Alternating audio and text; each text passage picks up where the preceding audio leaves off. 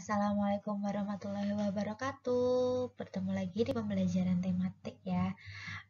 Hari ini kita masih belajar di tema 3, subtema 2, yaitu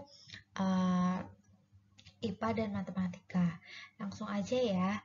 Di IPA kita akan belajar tentang hewan dapat dimanfaatkan.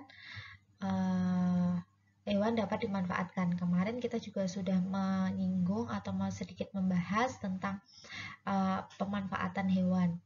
Yang kemarin itu ada kelinci sebagai hewan peliharaan, ayam yang diambil bulunya, telurnya atau dagingnya.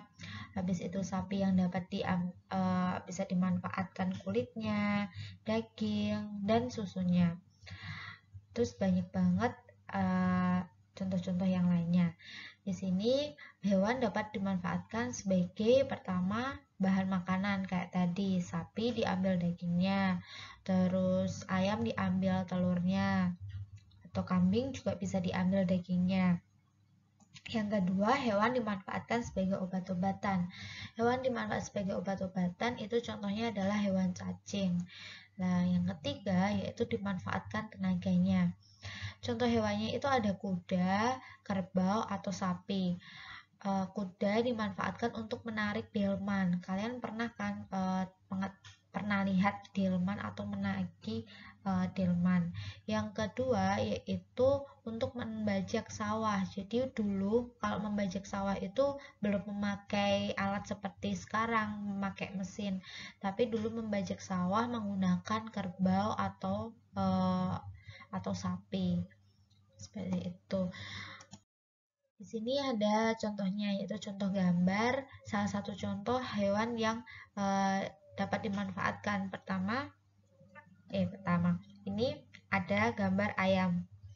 Gambar ayam di sini, ayam ini bisa dimanfaatkan atau diambil dagingnya, dan selain dagingnya, gambar di sini juga ada telur. Jadi ayam di sini dapat dikonsumsi sebagai bahan makanan.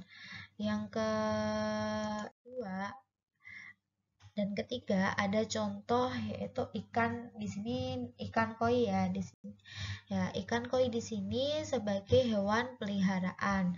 Yang kedua di sini ada kuda. Kuda tadi dimanfaatkan tenaganya untuk menarik delman.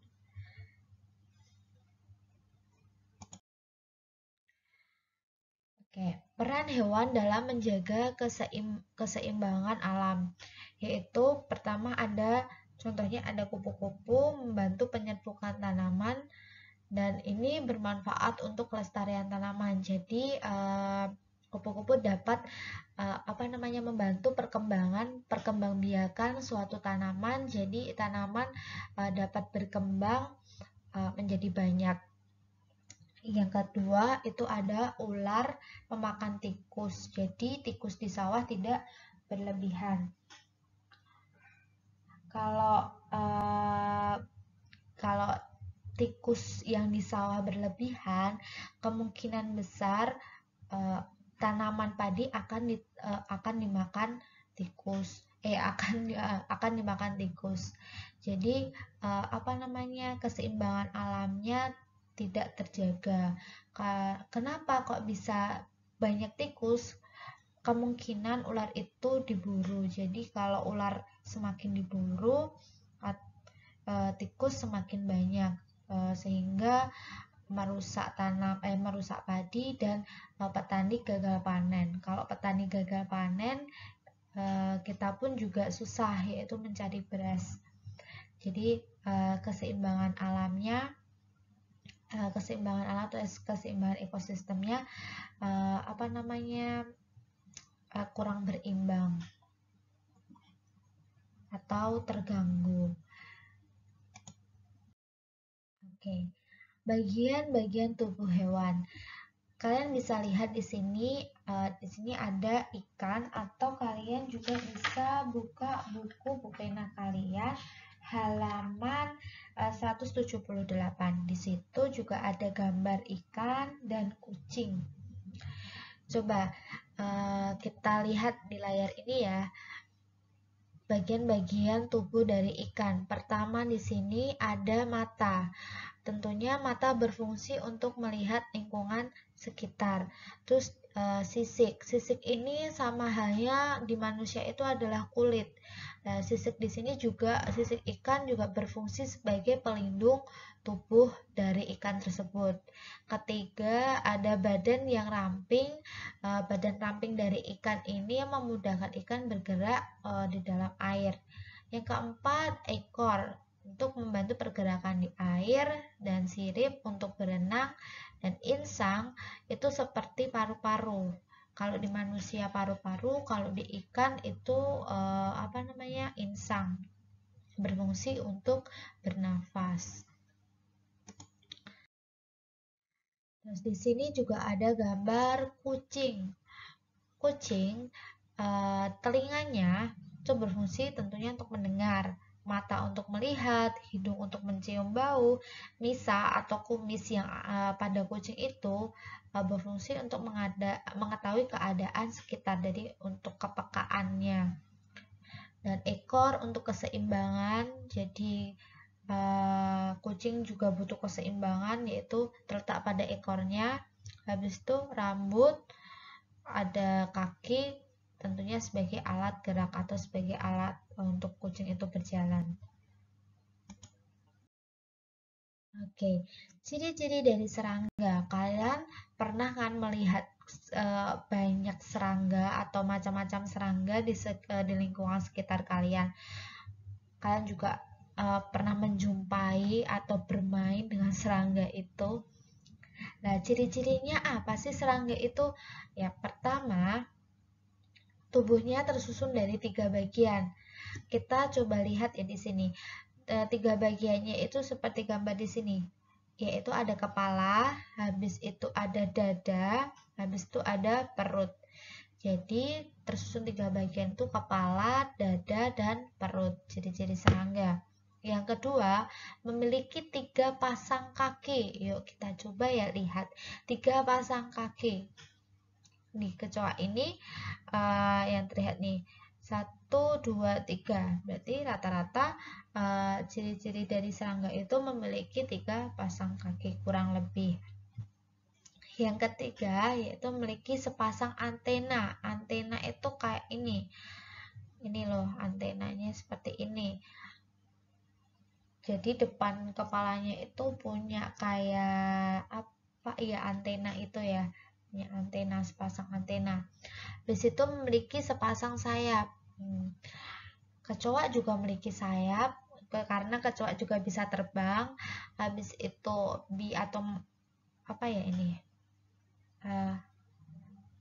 Tawon ya. Kalau tawon juga bisa mempunyai sayap. Jadi sebagian dari mereka mempunyai sayap. Habis itu memiliki mata majemuk. Matanya seperti ini. Mata majemuk. Jadi sedikit kayak lebar gitu. Contohnya, pertama nyamuk. Nah, kalian pernah kan melihat nyamuk, kecoa, apalagi belalang, terus jangkrik, tawon, semut, gitu. Itu ciri-ciri dari serangga. Sedangkan ciri-ciri dari laba-laba, laba-laba itu kayak Spiderman. Itu pertama terdiri dari 2 bagian tubuh saja, yaitu kepala dan dada itu menyatu, habis itu perut. Nih, kepala dan dada dari laba-laba itu menyatu, habis itu barulah perut. Yang kedua, dapat membuat jaringan sutra sendiri. Nah, membuat jaringan sutra itu seperti ini ya. Seperti ini yang putih-putih itu. Yang ketiga, memiliki mata sederhana. Yang keempat, tidak memiliki sayap. Jadi mereka cuma berjalan aja, si laba-laba itu. Jadi nggak bisa terbang. Yang kelima, memiliki 4 pasang kaki. Seperti kita hitung ya, 1, 2, 3, 4 ya. Ada 4. Berarti kalau dijumlahin, laba-laba itu mempunyai 8 kaki. Yang keenam, tidak mempunyai antena. Nah, itu tadi apa namanya, pemanfaatan ciri-ciri dari hewan, ciri-ciri tubuh atau bagian-bagian tubuh dari hewan. Sekarang kita akan belajar taksiran operasi hitung perkalian pada pecahan. Kemarin kalian sudah belajar taksiran operasi hitung, penjumlahan, dan pengurangan. Sekarang kita belajar yang perkaliannya. Caranya pun sama, cuma yang membedakan di sini dikalikan, yang kemarin dijumlahkan atau dikurangkan. Yuk kita coba kerjakan ya.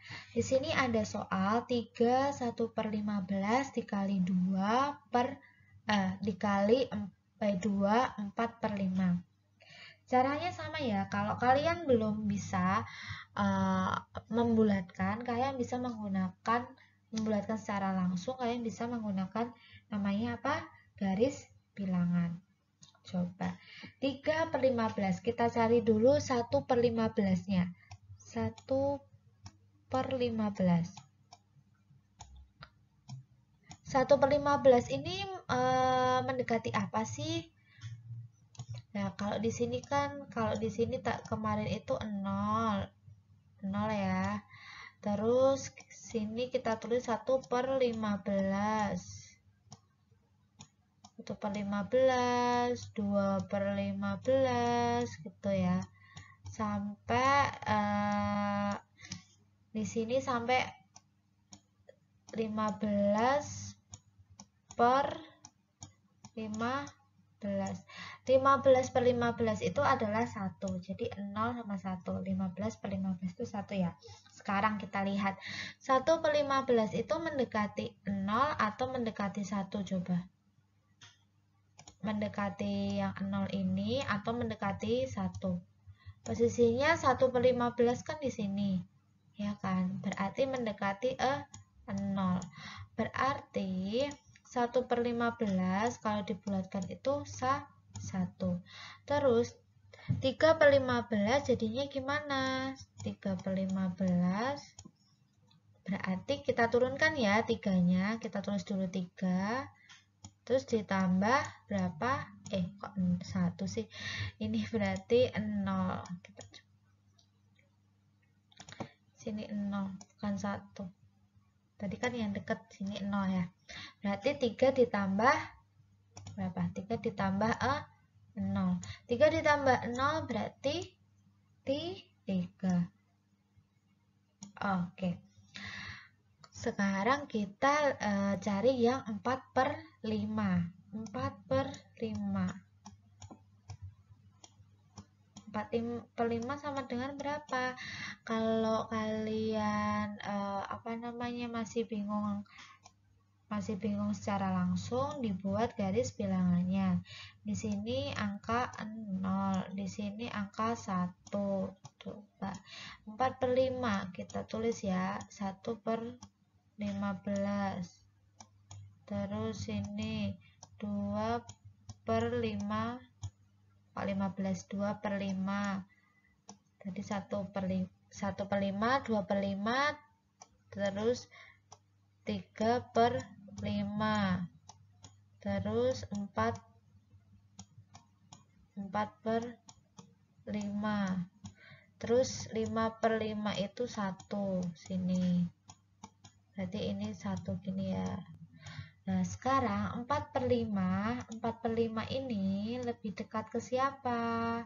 Nah, kita hitung ya, kita lihat aja ya. 4/5 itu berarti lebih dekat ke 1. Jadi 4/5 dibulatkan sama dengan 1. Jadi kita turunkan 2. Kenapa 2? Di sini kan tadi 2, ininya 2. Jadi 2 ditambah yang dibulatkan 4/5 berapa? 1 sama dengan berapa? 3. Sekarang kita kalikan. Nah, kita kalikan ya. Ini tadi 1/15, 3, 4/5 itu. Berarti 3 1/15 hasilnya kan ini ya, 3 1/15 3/1/15 tadi hasilnya kan ini 3. Sedangkan 2/45 itu hasilnya kan juga 3. Berarti 3 dikali 3. 3 dikali 3 sama dengan kebesaran. 3 dikali 3 sama dengan 9. Berarti 3 1/15 dikali 2 4/15 sama dengan 9. Gitu ya caranya. Ini soal selanjutnya yaitu tentang taksiran, penjumlahan, dan pengurangan pecahan dalam soal cerita. Di sini ada soal yaitu Siti mempunyai 2 pita dengan panjang 4/5 meter dan 3/4 meter. Yang ditanyakan adalah hitunglah taksiran panjang semua pita Siti. Kalian kalau mengerjakan soal cerita jangan lupa ditulis dulu yang diketahui apa, habis itu yang ditanyakan apa, setelah itu baru dijawab. Jadi dikasih cara penjelasan atau cara menjawabnya ya. Di sini tadi diketahui panjang pita A, panjang kita ya apa ya, tulis saja yang panjang pertama itu kita tulis panjang pita A yaitu 4/5, sedangkan yang panjang pita B yaitu 2 3/4. Yang ditanya apa? Yang ditanya berapakah taksiran panjang semua pita. Kalau berapakah taksiran panjang semua berarti apa? Ditambah atau dikurangin? Iya, ditambah. Jadi semuanya nanti ditambah. Kita kerjakan ya. Yang dijawab 4/5 berarti ditambah 2 3/4. Ini kan masih pecahan. Jadi kita bulatkan dulu. 4/5 kalau dibulatkan berapa? 4/5 jika dibulatkan yaitu 1. Karena apa? Karena 4/5 mendekati 1. Kalau enggak nanti kalian coba buat garis bilangannya ya. Terus habis itu 2 3/4 coba kita bulatkan lagi ya. Kita bulatkan 3/4 nya dulu. 3/4